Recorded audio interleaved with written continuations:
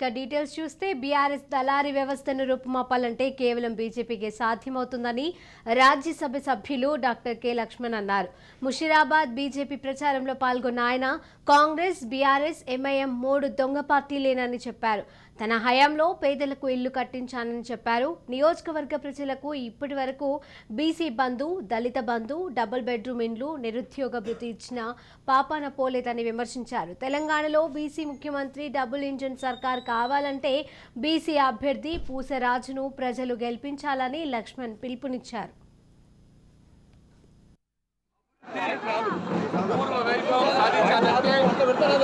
నేను ఎమ్మెల్యేగా ఉన్నప్పుడు పేదలకు ఏ రకంగా ఇల్లు కట్టించాను. వ్యాంపే కింద 3000 మందికి ఇల్లు కట్టాను. 3 గుడిసెలు ఉండే వాళ్ళకి. రెండోసారి ఎమ్మెల్యే అయితే డబుల్ బెడ్రూమ్ ఇండ్లు 5 బస్తీలు మంజూరు చేసి 3 బస్తీలు పూర్తి చేశాను. ఈ టీఆర్ఎస్ టైంలో ఒక్క డబుల్ బెడ్రూమ్ కూడా కొత్తగా మంజూరు చేసిన పాపడుకోలేదు. ముషీరాబాద్ బిడ్డలకు ఇవాళ కొలువులు లేవు, నిరుద్యోగ వృద్ధి లేదు, దళిత బంధు కేవలం మరి కొంతమంది అనుచరులకు పరిమితమైంది. బీసీ బంధు లేదు, గిరిజన బంధు లేదు.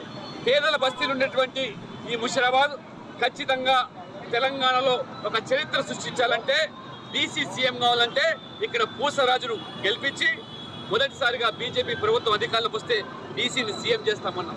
ఇవాళ టీఆర్ఎస్ కేసీఆర్ సాధ్యమని అడుగుతున్నాను.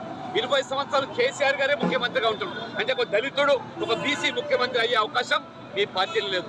కాంగ్రెస్ పార్టీ ఏ రకంగా మరి మొదటి నుంచి కూడా 50 సంవత్సరాలుగా మరి మీ పార్టీలో ఒక బీసీని ఇంతవరకు ముఖ్యమంత్రి చేయలేదు, భవిష్యత్తులో చేస్తామని కూడా చెప్పడం లేదు.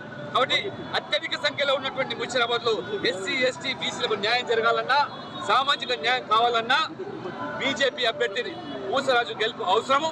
ముషీరాబాద్లో ఉన్నటువంటి అన్ని బస్తీలు కూడా సమగ్ర అభివృద్ధి జరగాలంటే బీజేపీ నరేంద్ర మోడీ గారు 9 సంవత్సరాల్లో దేశంలో అభివృద్ధి, పేదల సంక్షేమానికి పాటుపడుతున్నారు.